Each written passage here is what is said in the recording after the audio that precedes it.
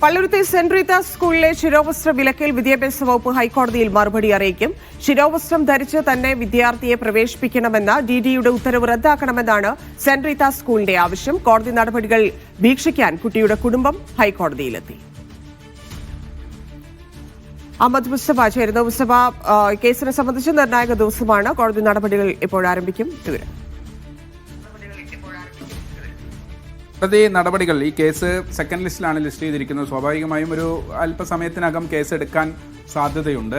ഇന്നിപ്പോ പ്രധാനമായും കേസിൽ നടക്കുന്നത് നേരത്തെ പോലീസ് പ്രൊട്ടക്ഷൻ ഉൾപ്പെടെ ആവശ്യപ്പെട്ടുകൊണ്ട് ഹൈക്കോടതിയിൽ ഒരു ഹർജി നൽകിയിരുന്നു.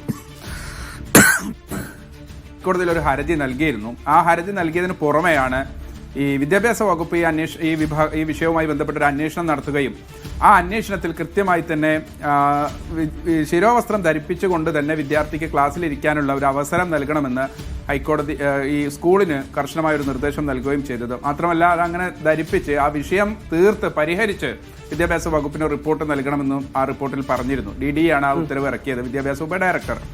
അതിന് ചോദ്യം ചെയ്തുകൊണ്ട്, പ്രത്യേകിച്ച് സ്കൂളിൽ ഇത്ര വിദ്യാർത്ഥികളുണ്ട്, ഇങ്ങനെ ഒരു ഉത്തരവ് ഇറക്കുകയാണെങ്കിൽ അത് സ്കൂളിന്റെ സാരമായ പ്രവർത്തനത്തെ സാരമായി തന്നെ ബാധിക്കും എന്നതുൾപ്പെടെയുള്ള കാര്യങ്ങളാണ് ഹൈക്കോടതിയിൽ അവർ പറഞ്ഞത്.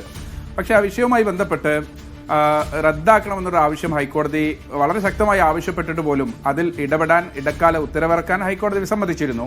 അതിനുശേഷം വിദ്യാഭ്യാസ വകുപ്പിനോട് എന്താണ് അവരുടെ ഒരു വിശദീകരണം എന്ന് കോടതി ചോദിക്കുകയും ചെയ്തു. ആ കേസാണ് ഇന്ന് പരിഗണിക്കുന്നത്. വിദ്യാഭ്യാസ വകുപ്പ് കോടതിയിൽ അതിന്റെ കാര്യകാരണ സഹിതം അന്വേഷണത്തിൽ കണ്ടെത്തിയ വസ്തുതകൾ ഉൾപ്പെടെ കാര്യങ്ങൾ വിശദീകരിച്ച് കോടതിയിൽ ഒരു റിപ്പോർട്ട് നൽകും. അതിനുശേഷമായിരിക്കും കോടതി അന്തിമ തീരുമാനമെടുക്കുക. ഇതിനിടെ ഈ പിതാവും കുട്ടിയും ഉൾപ്പെടെയുള്ള കുടുംബം ഇപ്പോൾ കോടതിയിൽ എത്തിയിട്ടുണ്ട്. എന്തെങ്കിലും പറയാനുണ്ടെങ്കിൽ കുട്ടിക്ക് നേരിട്ട് തന്നെ കോടതിയെ ബോധ്യപ്പെടുത്താൻ കഴിയും എന്നതുൾപ്പെടെയുള്ള കാര്യങ്ങളാണ് മനസ്സിലാക്കുന്നത്. എന്തായാലും അല്പസമയത്തിനകം തന്നെ ജസ്റ്റിസ് VG അരുൺ അധ്യക്ഷനായ ബെഞ്ചാണ് കേസ് പരിഗണിക്കുക.